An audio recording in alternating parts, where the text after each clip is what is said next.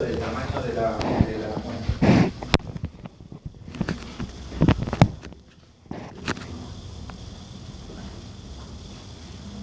Recordemos que la muestra tiene dos apartados. Uno es el tamaño de la muestra del N y otro es la técnica de muestreo, que es cómo obtengo ese número de individuos, ¿sí? Para el cálculo del tamaño de la muestra de un estudio de casos y controles necesitamos dos elementos. ¿Qué elementos necesitamos? ¿Qué más? No, la frecuencia de exposición ¿en qué? La frecuencia de exposición del factor de exposición en los controles y el OR. Esto, aunque muchos dicen que no, lo he repetido como 10 veces. Y no es como título o como tema, sino dentro de las explicaciones. Y otra vez les voy a hacer el gráfico para que ustedes vean de dónde sale eso. ¿Sí? Tenemos acá casos y controles.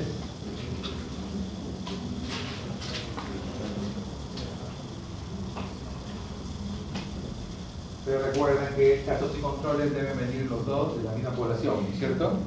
Los dos casos y controles vienen de la misma población. Los casos son los que tienen la presencia del evento de estudio. Los controles son los que tienen la ausencia del evento de estudio. ¿Sí? Como yo defino quiénes son casos y quiénes son controles, y ya lo estoy sacando de la población, yo no puedo hablar de prevalencia. Nunca. Porque ya estoy sacándolos del estudio transversal. El estudio transversal, si voy para atrás, hago un casos y controles. Y si voy para adelante, hago una corte. ¿Sí? Entonces, casos y controles. Aquí está. Aquí está la presencia del factor de exposición y aquí está la ausencia del factor de exposición, presencia del factor de exposición y ausencia del factor de exposición. Columnas iban casos y controles. En las filas va factor de exposición presente y factor de exposición ausente. ¿Qué necesito yo para sacar el tamaño en un casos y controles? Necesito esto primero, esto es el 1, frecuencia de exposición del factor de exposición en los controles. Y segundo punto, necesito el OR estimado. ¿Sí? ¿De dónde saco el OR? De la literatura. ¿De dónde más? De un piloto. ¿De dónde más?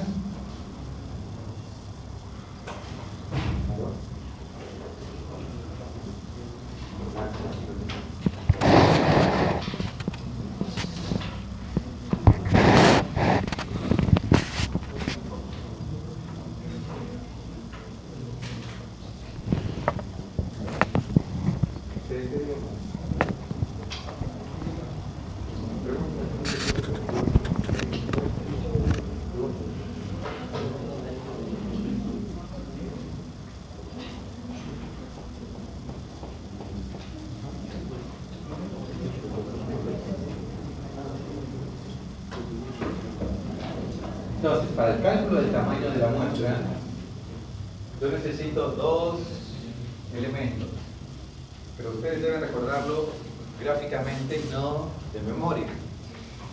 Yo no pido el factor de exposición en los casos, eso está en la bibliografía también. Yo lo que pido es el factor de exposición en los controles. ¿Sí? Supongamos que sea obesidad y diabetes.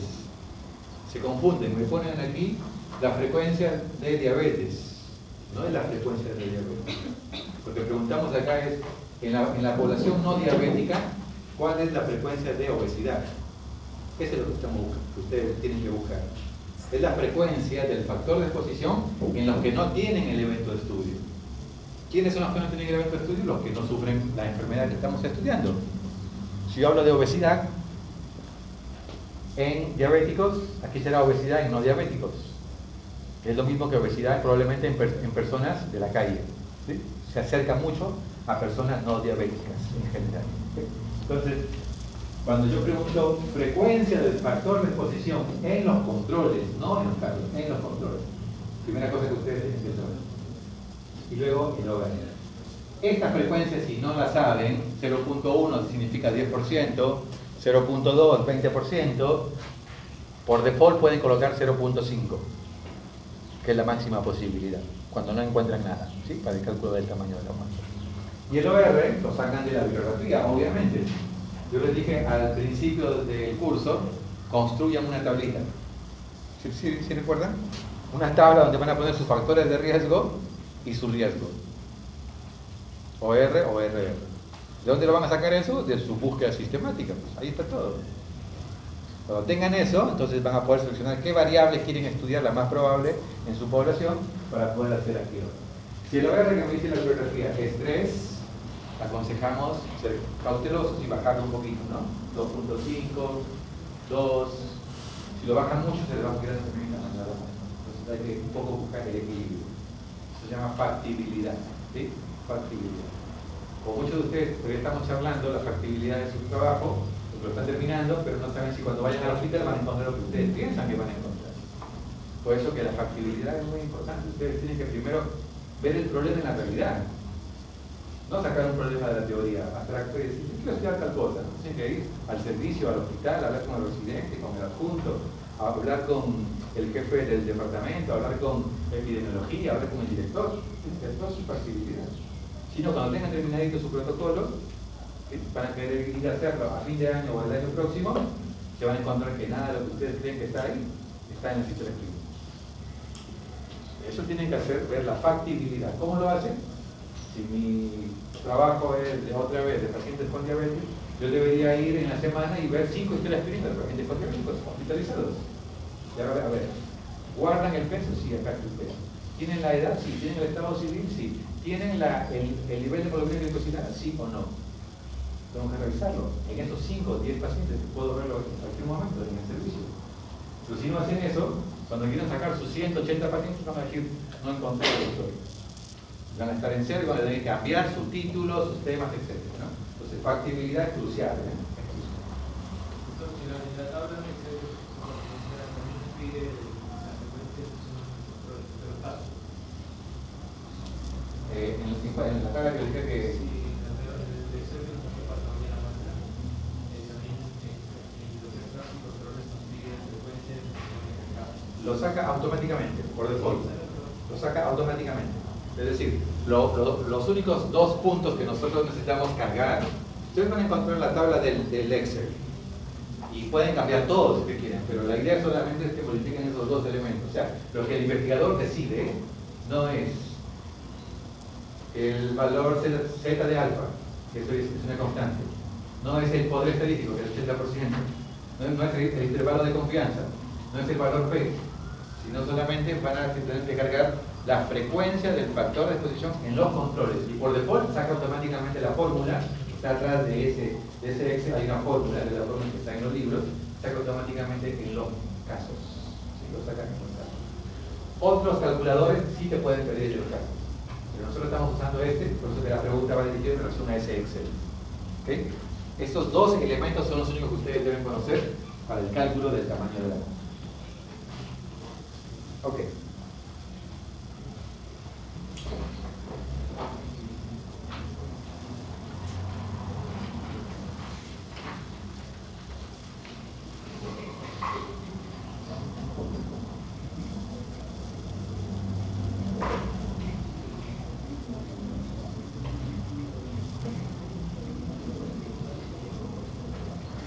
Les hice varias veces la tabla de 2×2. ¿Sí? ¿Cómo calcular un OR? Me gustaría que hagan un ejemplo ahora. ¿Ya? ¿Cómo calcular el OR?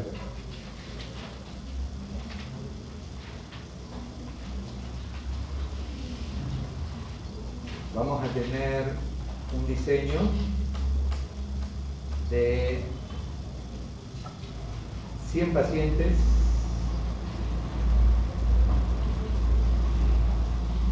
con cáncer de ovario y 100 pacientes sin cáncer de ovario.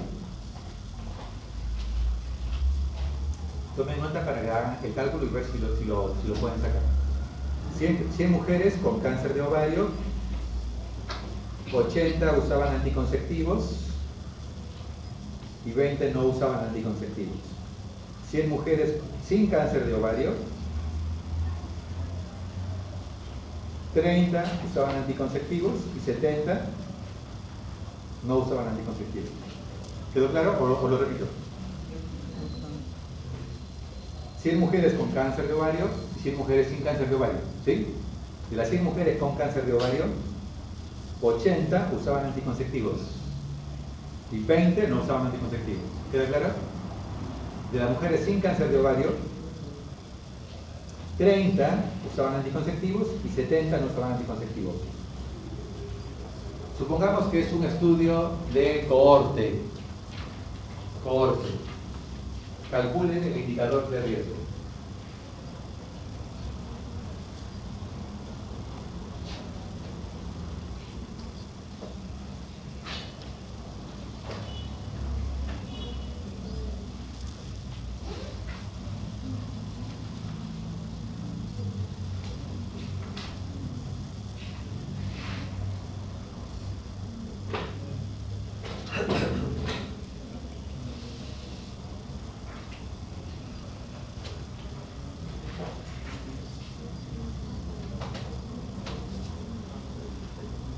Rodríguez, de Carlos, Stephanie. ¿Va? A ver, pásalo, vamos a hacer.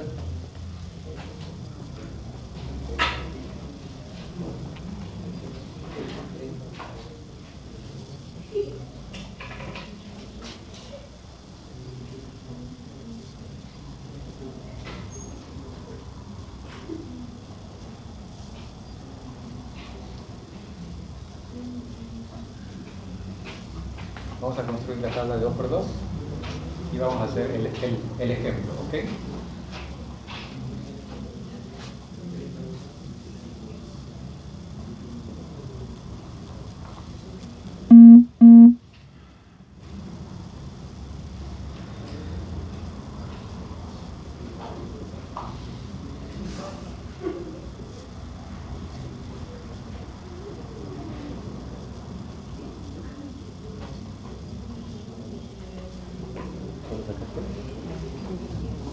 ¿Rodrigo estás haciendo? Sí.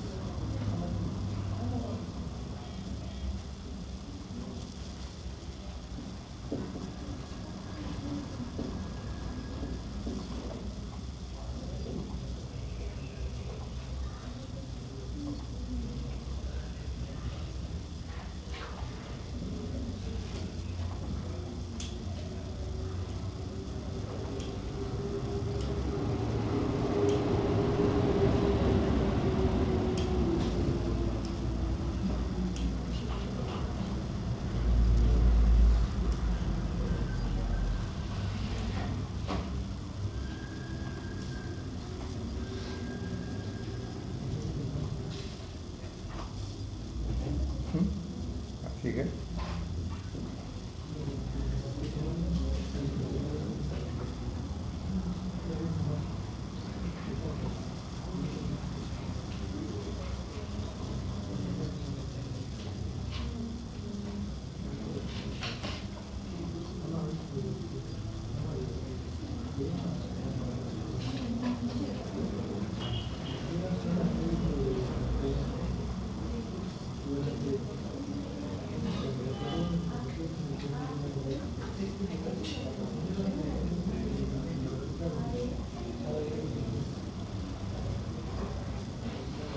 Guitarra, Méndez.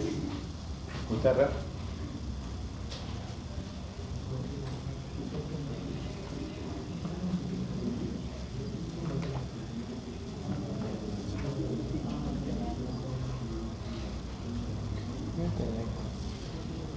¿Verdad?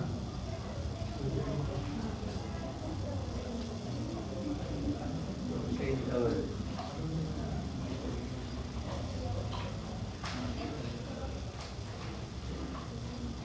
Indicadores.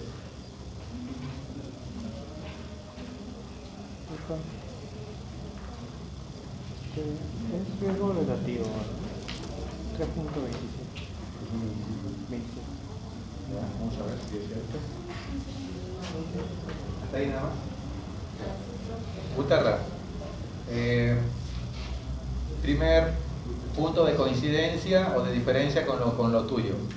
Primero en la tabla de 2×2.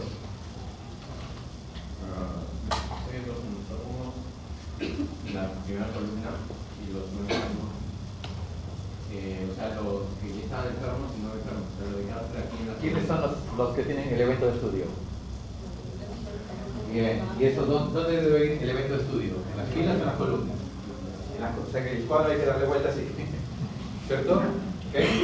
Siempre, ¿qué es lo que hemos dicho? En las columnas, ¿qué es lo que va? El evento de estudio, con cáncer, sin cáncer. Primera cosa, eso es importantísimo. Y en las filas, ¿qué van? Con el factor y sin el factor, así como está acá. En esta fila va con el factor, sin el factor. Y aquí van los casos y van los controles.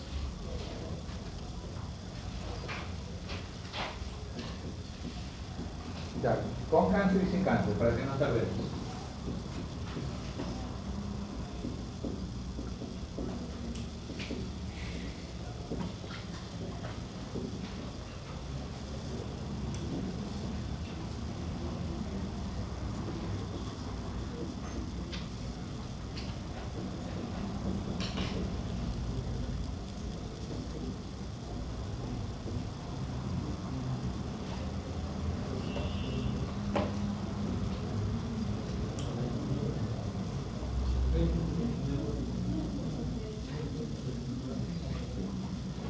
Ahora estamos bien con la ubicación, la tabla de 2×2.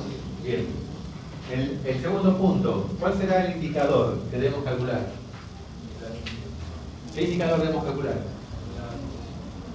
Sí, pero ¿qué indicador de asociación? ¿O R o RR? RR. Y dije que era cohorte. Riesgo relativo. Dije al principio, es una cohorte, les dije. Es una cohorte, debemos calcular RR. Por eso cuando ustedes dicen que el SPSS les va a decir estimación de riesgo, no sabe si es cohorte o casos y controles. ¿Quién lo sabe? El investigador sabe eso. ¿Entendió? Para la máquina es igual riesgo, uno u otro. Entonces es RR.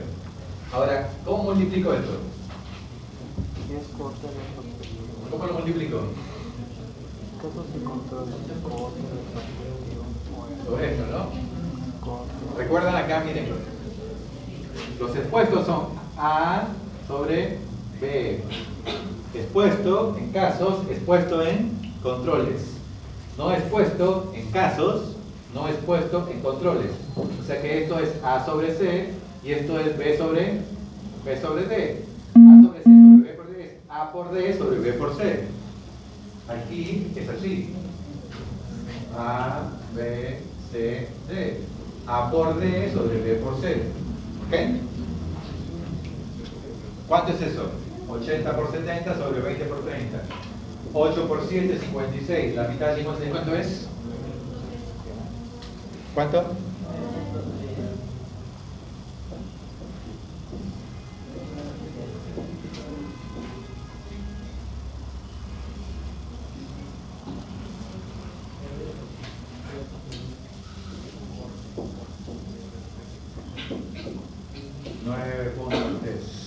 ¿Ok? ¿Está bien? 9.3. Ok, ¿y qué significa eso? Gutarra. ¿Cuál es la interpretación clínica de eso? Doctor, pero con el RR no es otra fórmula. OR es más lo preferiría a la OR.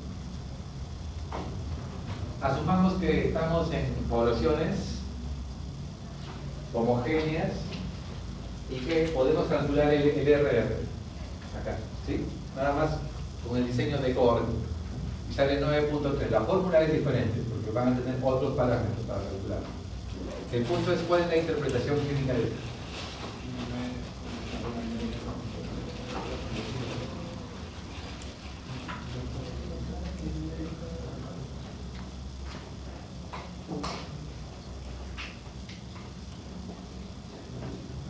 Hay 9.3 veces más veces de tener cáncer cuando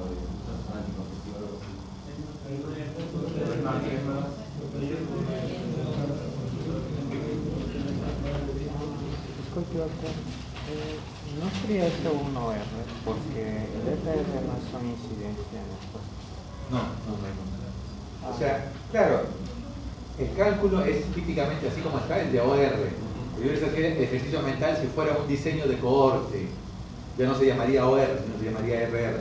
El cálculo es diferente. El cálculo es diferente. Solamente estoy haciendo como ejemplo, figurativamente, para aplicarlo acá. Típicamente esto es de un OR, de un odd rating, ¿ya? De un odd rating.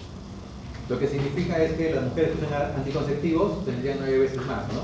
9 veces más de riesgo de desarrollar, en este caso, cáncer de ovario. Que esto no se correlaciona con la realidad, en la realidad es al revés.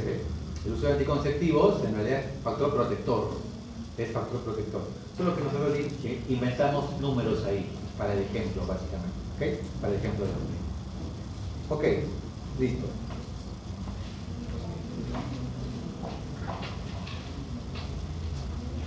Hay dos parámetros, gracias, Susana.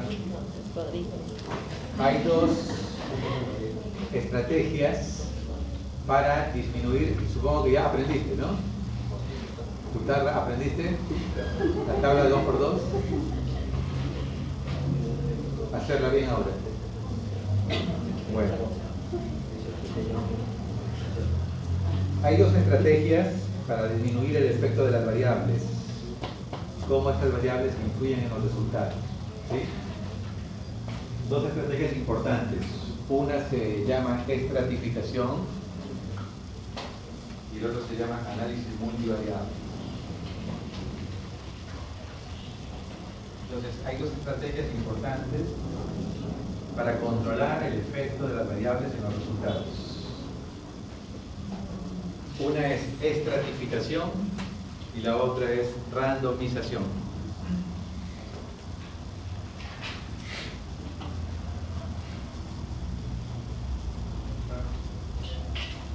Veamos qué significan cada una de ellas.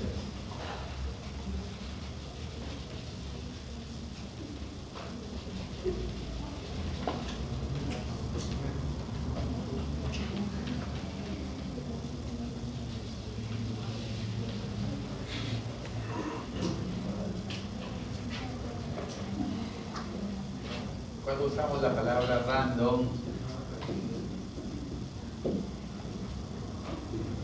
o randomización como sinónimo de aleatorización. ¿Sí? ¿Ok? Random viene de aleatorizado. ¿Sí? Randomizado, cuando ustedes leen un Phase 3 Clinical Trial Randomized, significa un estudio clínico randomizado, ¿sí? Entonces, random viene de al azar.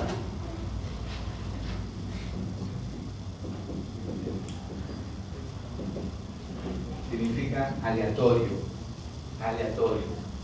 Entonces, ¿cómo es una estrategia para disminuir el efecto de las variables en los resultados?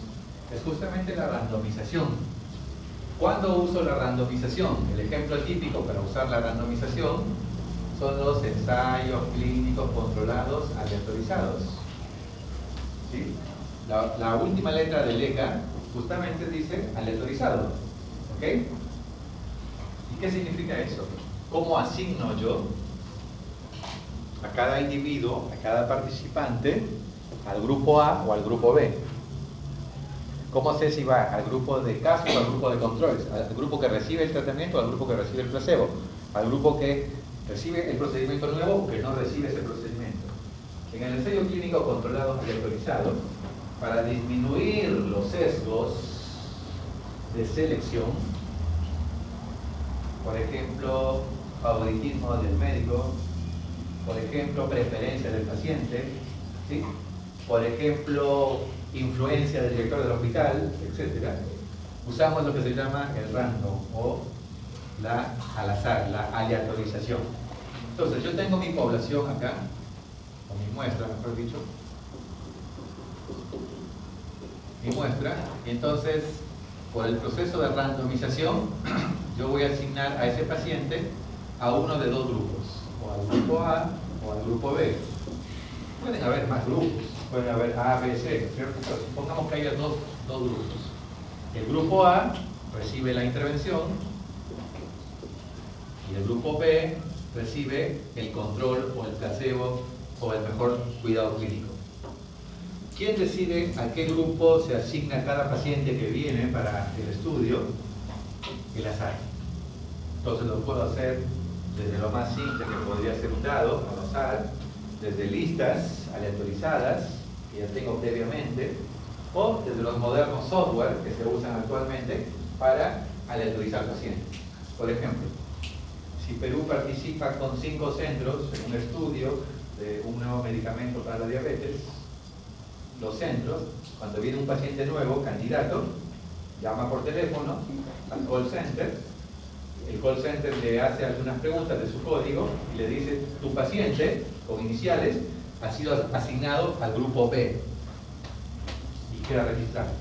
El día de mañana viene otro paciente y entra otra vez en la computadora, en el call center, las iniciales CBE, 45 años, con hipertensión, etcétera, y la computadora dice, como es multicéntrico, va balanceando, ¿cierto? Va balanceando, grupo A y grupo B.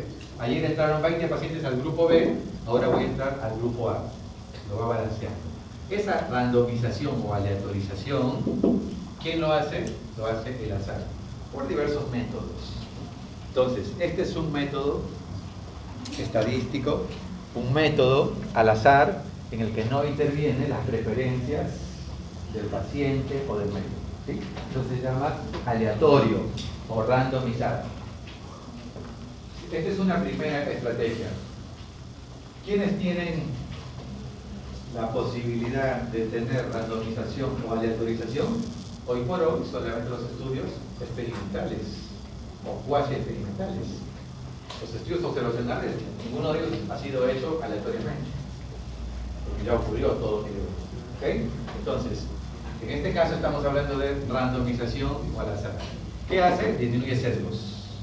¿Sí? Disminuye sesgos, disminuye efecto de las variables. La otra estrategia se denomina estratificación. Estratificación. Por ejemplo, supongamos que esta muestra son mujeres con cáncer de mama. Yo estoy comparando un nuevo tratamiento con el cáncer de mama versus el tratamiento estándar. ¿Sí? Ok. Entonces, yo necesito estratificar las pacientes antes de asignarlos de manera randomizada.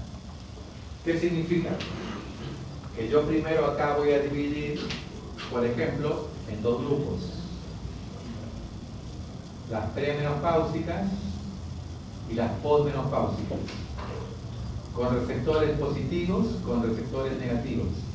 De tal manera que estas variables pueden influir en el resultado, ¿sí o no? Si yo veo que este nuevo tratamiento son todas mujeres premenopáusicas con mejores factores pronósticos, su resultado va a depender de las variables y no de la intervención.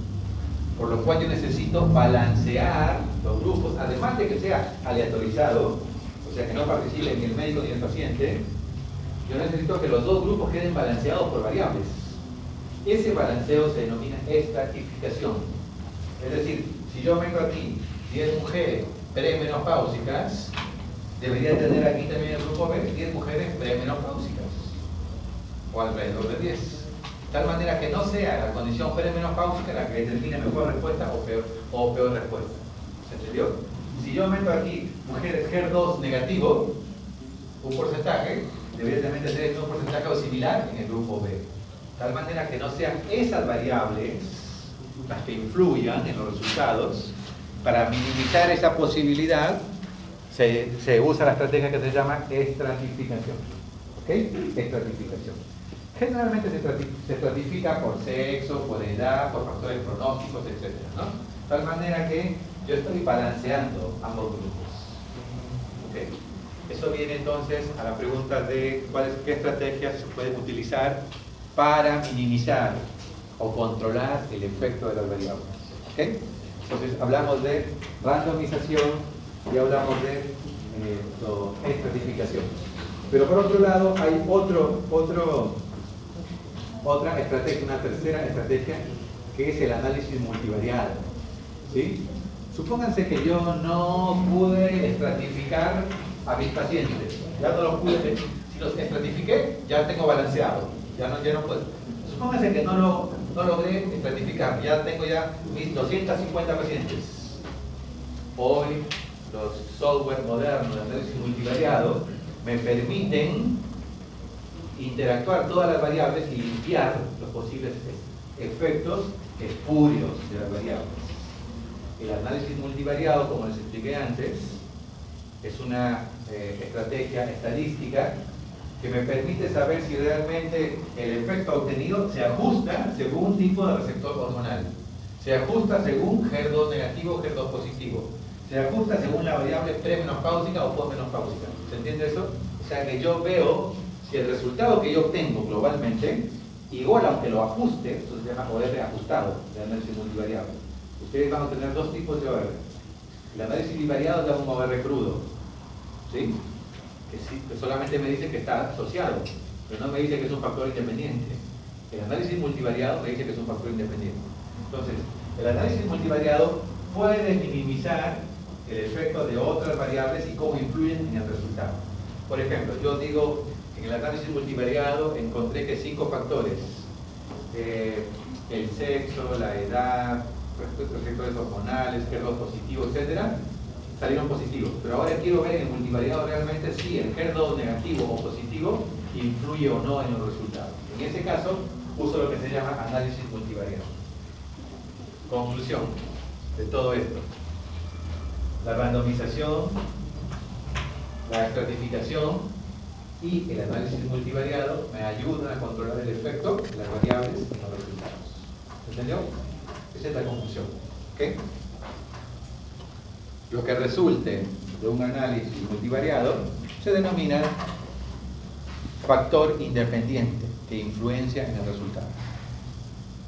Entonces yo voy a sacar un OR ajustado si el nuevo tratamiento es mejor que el tratamiento estándar, aún si yo separo, si yo lo filtro por receptor positivo o negativo.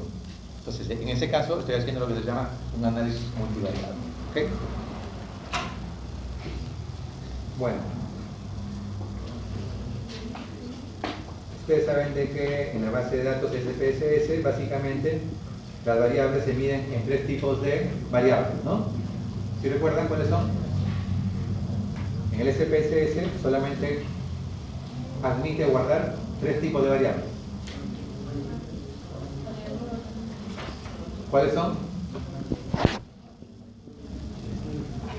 La cualitativa lo divide en 2, ordinal y nominal, y la cuantitativa lo denomina escala. ¿Sí? Son 3 variables en el SPSS.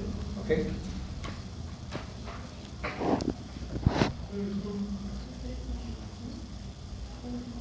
Ya saben qué significa representatividad, pero lo hemos visto. Saben también lo que es términos mesh, ya lo hemos visto.